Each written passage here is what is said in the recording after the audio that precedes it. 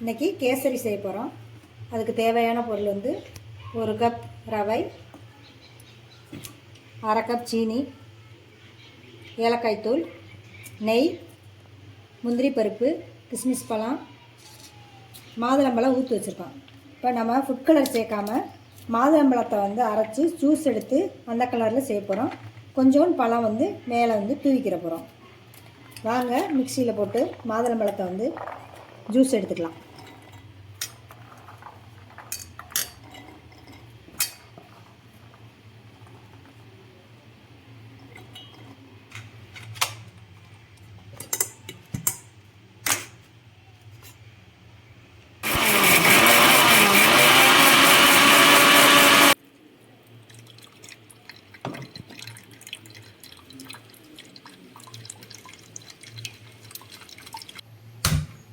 அடுப்பை பற்ற வச்சுக்கலாம்.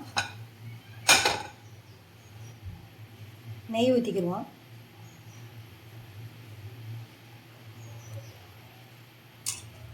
முந்திரி பருப்பு, கிஸ்மிஸ் பழம் இதை இந்த நெய்யிலேயே வறுத்து வச்சுக்குவோம். இதே நெய்யில் நம்ம ரவையும் வறுக்க போகிறோம்.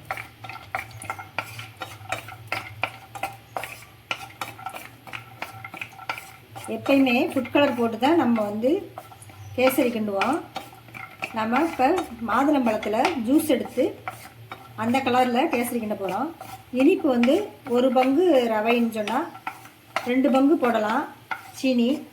ஆனால் நம்ம இப்போ போடுறது வந்து அரை கப் தான் போடும். 1 கப்புக்கு அரை கப் தான் சுகர் சேர்க்குறோம். மாதுளம்பழத்துலேயும் இனிப்பு இருக்கும். நீங்கள் தேவைன்னா கொஞ்சம் சேர்த்து போட்டுக்கோங்க. 1 கப் ரவைக்கு அரை கப் சுகர் சேர்த்துருக்கோம்.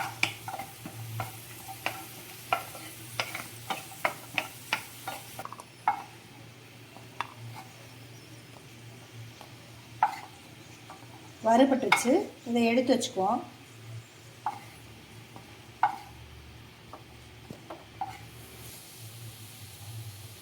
அதே நெய்யில் ரவையை நல்லா வறுத்துக்குவோம்.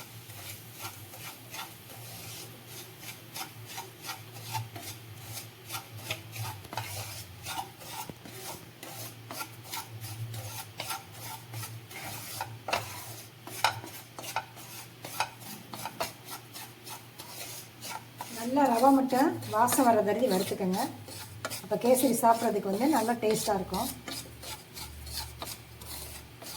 இப்போ ரவை நல்லா வறுவட்டுருச்சு.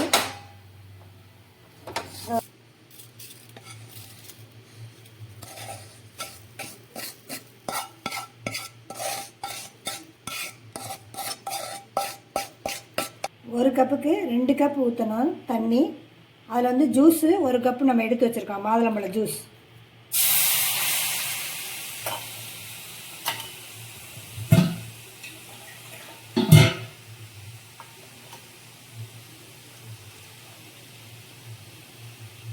இன்னொரு கப் தண்ணி ஊற்றுறோம்.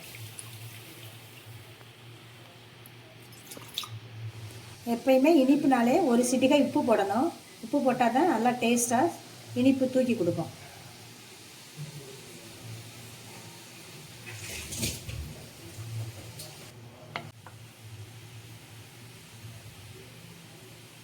இப்போ தண்ணி நல்லா கொதிச்சிருச்சு. நம்ம ரவையை போட்டுரும்.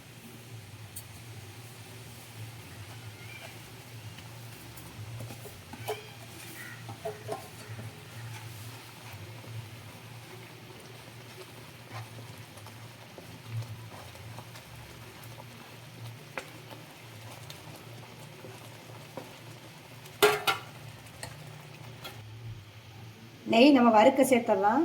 ஒரு 2 ஸ்பூன் நெய் சேர்த்துக்கோங்க.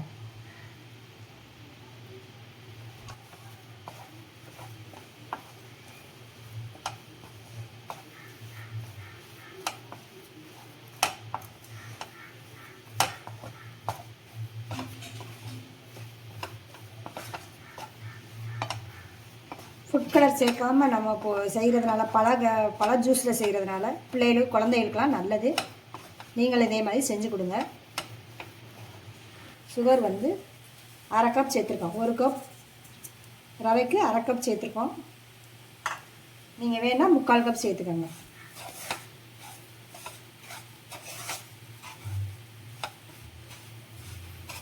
இந்த பழுத்துறதுல இனிப்பு எல்லாமே சேர்ந்தால் கரெக்டாக இருக்கும்.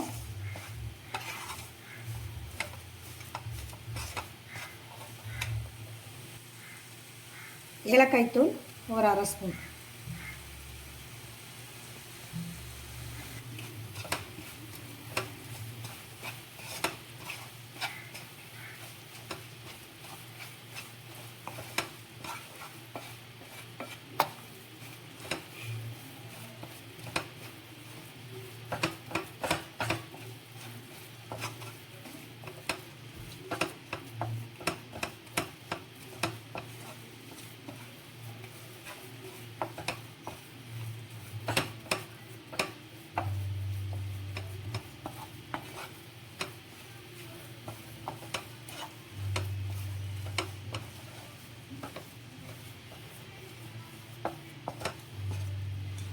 லாஸ்ட்டாக 1 ஸ்பூன் நெய் சேர்த்துக்கங்க.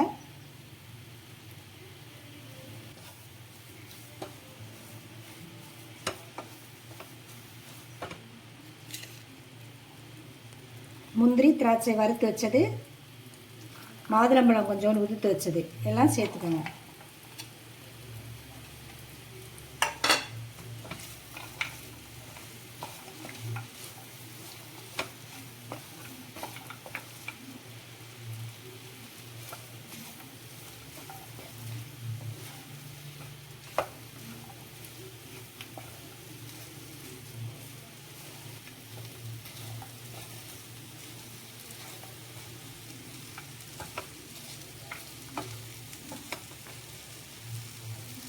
அடுப்பு ஆஃப் பண்ணிடுவோம்.